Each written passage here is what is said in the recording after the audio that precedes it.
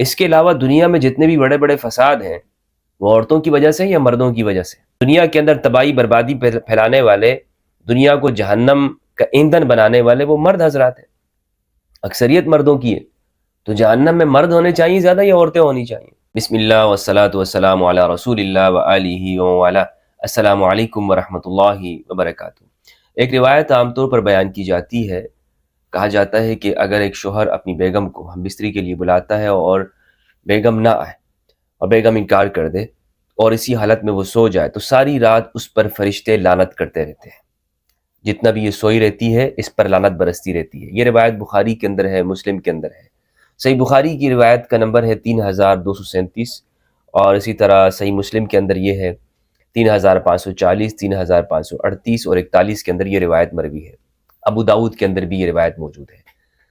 تو اس روایت سے یہ معلوم ہوا کہ اگر خاتون کو شوہر بلائے اور خاتون نہ آئے اور وہ انکار کر دے اور کوئی وجہ بھی نہ ہو تو اس عورت کے اوپر ساری رات فرشتے لعنت کرتے رہتے ہیں۔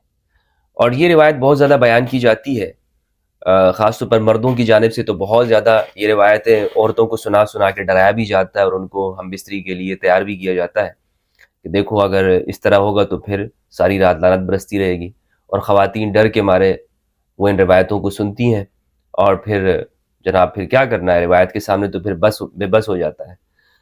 تو اب یہ روایتیں ہیں، ان روایتوں کو ہم قرآن مجید کے اوپر پیش کریں، کیا یہ روایت درست ہے یا نہیں؟ اگر میں اس روایت کا جائزہ لوں قرآن کے نزدیک اور اس روایت کو ہم خود دیگر روایات کے ساتھ پیش کریں اور سمجھنے کی کوشش کریں کہ خواتین کے بارے میں یہ روایتیں کیوں زیادہ ہیں۔ مثال کے طور پر آپ نے یہ بات بھی سنی ہوگی کہ روایت میں آتا ہے کہ عورت جہنم میں سب سے زیادہ عورتوں کو دیکھا گیا ہے اور جہنم میں سب سے زیادہ عورتیں جائیں گی۔ یہ اکثر واعظین اور خطیب حضرات اس کو بیان کرتے رہتے ہیں عورتوں کی مذمت میں۔ عورتوں کا ایسا کیا گناہ ہے کہ عورتیں سب سے زیادہ جہنم میں عورتیں ہوں گی؟ کیا گناہ ہے ان کا؟ یعنی ان کے جو گناہ ہیں وہ آپ جس طرح روایات میں بیان کیا گیا ہے کہ یکفرن العشیر، شوہروں کی نافرمانی کرنا۔ اس کے علاوہ دنیا میں جتنے بھی بڑے بڑے فساد ہیں وہ عورتوں کی وجہ سے یا مردوں کی وجہ سے؟ اگر آپ دیکھیں دنیا میں جتنے قتل و غارت ہوئے ہیں، فرعون ہے وہ مرد تھا، یزید ہے مرد تھا، اور جو حکمران ہیں جو ظالم حکمران تھے وہ سارے مرد تھے۔ اس دنیا کے اندر تباہی بربادی پھیلانے والے، دنیا کو جہنم کا ایندھن بنانے والے وہ مرد حضرات ہیں، اکثریت مردوں کی ہے۔ تو جہنم میں خواتین کی تعداد زیادہ ہونی چاہیے یا مردوں کی؟ اب آپ خود سوچیں۔ تو اب جو خواتین کے حوالے سے جو کچھ بیان کیا گیا ہے تو یہ در حقیقت اس زمانے کے اندر جو خواتین کے لیے ایک رویہ تھا اسی کو پھر آگے روایات کی شکل میں بیان کر دیا۔ حالانکہ رسول اللہ صلی اللہ علیہ وآلہ وسلم نے ایسا کچھ نہیں بیان کیا، وہ خلق عظیم کے اوپر فائز ہے۔ اب میں آپ کو مثال دیتا ہوں کہ کس طرح کی روایتیں عورتوں کے بارے میں بیان کی گئی ہیں۔ مثلا ایک روایت یہ بیان کی گئی ہے کہ اگر میں کسی کو سجدہ کرنے کا حکم دیتا تو عورت کو حکم دیتا کہ وہ شوہر کو سجدہ کرے۔ یہ پوری روایت اگر آپ پڑھیں گے تو آپ کو معلوم ہوگا اوہ پیغمبر کی جانب انہوں نے کیا کیا چیزیں منسوب کی ہیں۔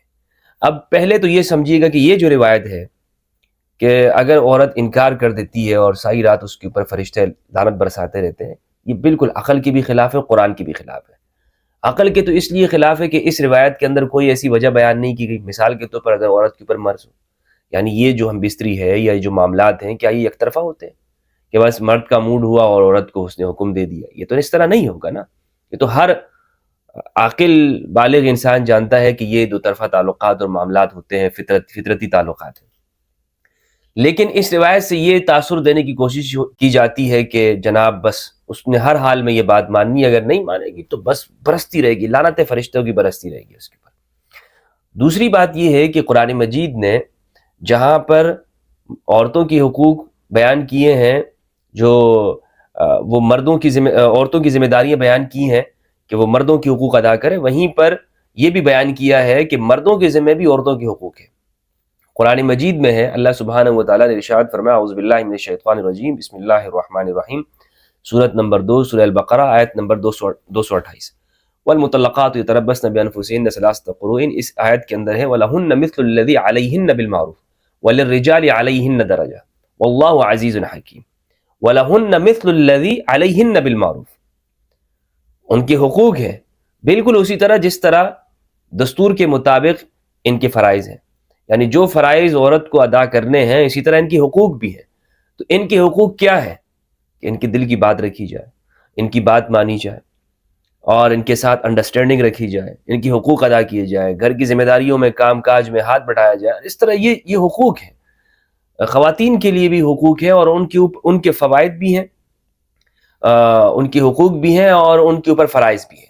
تو یہ معاملات دونوں جانب سے۔ اسی طرح قرآن مجید کے اندر ہے، اللہ سبحانہ و تعالیٰ نے ارشاد فرمایا، سورہ بقرہ کی آیت نمبر 286، فرمایا لا یکلف اللہ نفسا الا وسعها۔ یہ آیت بالکل اصول کے طور پر سمجھ لیجئے کہ اللہ رب العزت نے ایک انسان کو جو مکلف بنایا شریعت کا، کہ شریعت کے جو احکام انسان کی جانب متوجہ ہوتے ہیں، وہاں پر اس کو جو مکلف بنایا جاتا ہے وہ اس کی وسعت کے مطابق ہے۔ یعنی مثال کے طور پر ایک آدمی ہے، اس کے بالکل دماغ نہیں ہے، وہ آدمی پاگل ہو گیا، مجنون ہو گیا ہے، اب اس سے شریعت کے جو احکام ہیں وہ ساقط ہو جائیں گے۔ کیوں ساقط ہوں گے؟ اس لیے ساقط ہوں گے کہ اب یہ اس کے اندر وسعت نہیں رہی، یہ تمیز نہیں کر سکتا ہے، صحیح اور غلط کے اندر تمیز نہیں کر سکتا ہے۔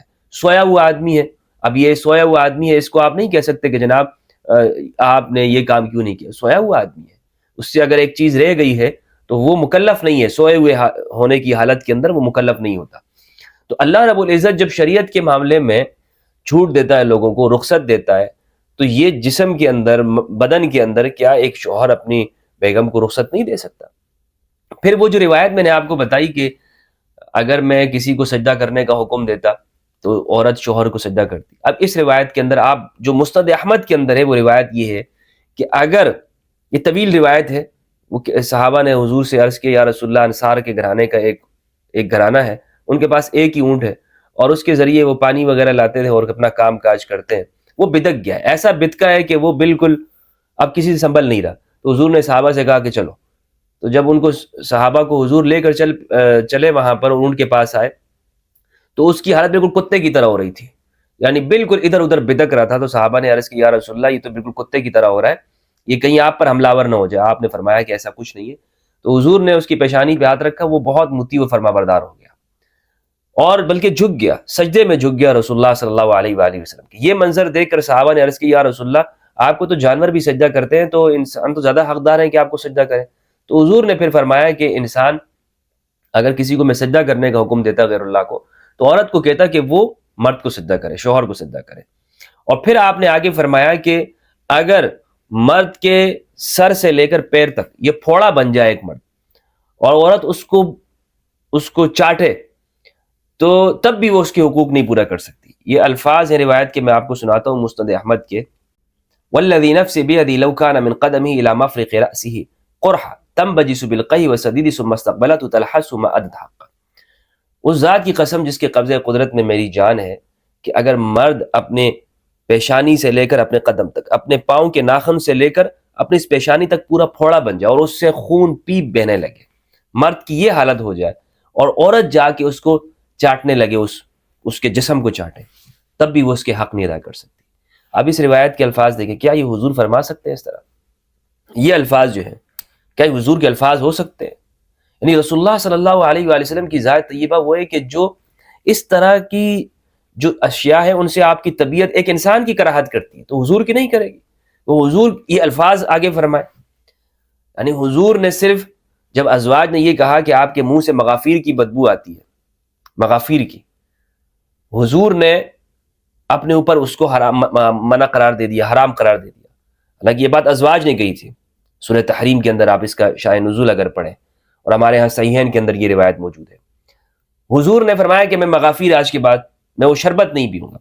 تو حضور نے اپنے اوپر ایک جائز چیز کو وہ اپنے اوپر منع قرار دے دیا۔ اس روایت کو اگر ہم دیکھیں اس کو صحیح سمجھتے ہوئے، اور پھر حضور اوروں کے لیے فرما رہے ہوں کہ نہیں ہم پورا پھوڑا بن جائے، اس سے پیپ بہنے لگے اور عورت اس کو چاٹے، تب بھی وہ اس کے حق ادا نہیں کر سکتی۔